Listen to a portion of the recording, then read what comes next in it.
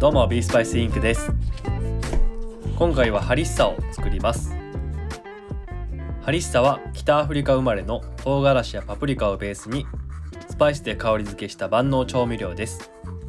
スープに溶かしたりお肉に添えたり料理の味変をしたりと様々な用途で使えます。辛みが特徴なんですが、あまり辛すぎるのは私が得意ではないので、パプリカ多めでじっくりローストして甘さを出しています。辛いのが好きな方は唐辛子の量を増やして調整可能です。まずはパプリカを半分に切ったら200度のオーブンで35分加熱します。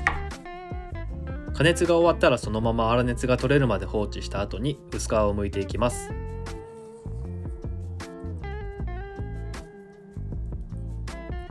皮が剥けたらミキサーで回しやすいように一口大の大きさに切っておきます。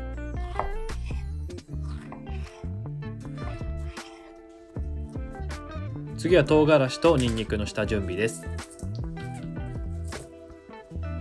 唐辛子は種を取り除いておいて、ニンニクは皮を剥いておきます。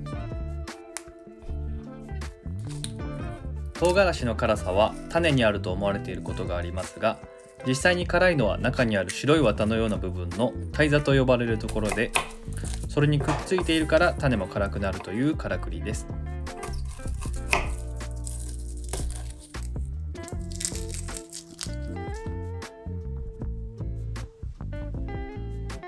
その後柔らかくなるように煮ていきます。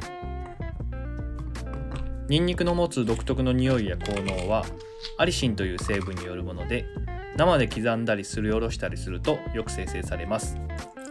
ですが今回は丸のまま加熱してアリシンを抑え込んでニンニク感は控えめに処理します。ニンニクが好きな方は生ですりおろして使ってもいいですが、生のニンニクは殺菌効果が最強クラスなので入れすぎには注意したいところです。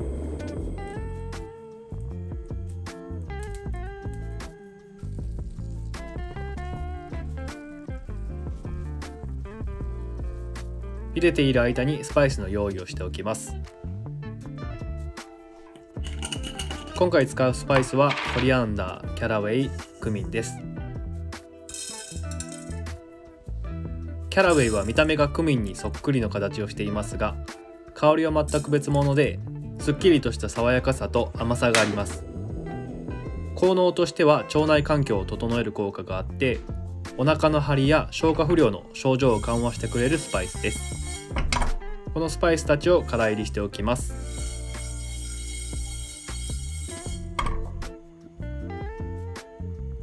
すべての用意ができたらブレンダーで混ぜていきます。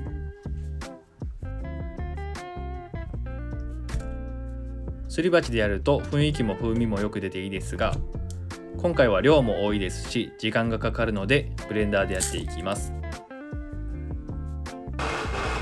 ブレンダーは本当に便利でよく使います。包丁、フライパンなどの基本的な調理器具以外だと一番よく使います。料理の幅がぐーんと広がるのでおすすめです。よく混ぜて滑らかになったら完成です。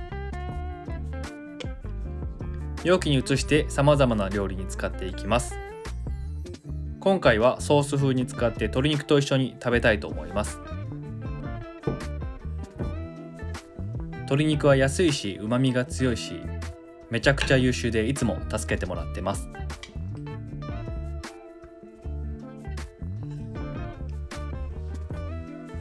絵の具感覚でちょっと遊んじゃいました。盛り付けは料理の楽しみの一つですよね。そこに切り分けた鶏ももとハーブと前回ご紹介したミックススパイスデュカを振りかけて、ピリ辛でエスニックな香りをまとった鶏ももの料理が完成しました。いただきます。ジューシーな鶏もも肉にピリ辛なソース、美味しいです。今回のようにソースじゃなくてお肉に直接塗って焼いても美味しく仕上がります。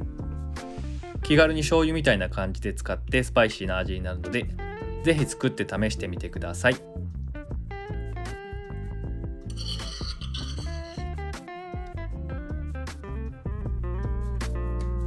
今回もご視聴ありがとうございました。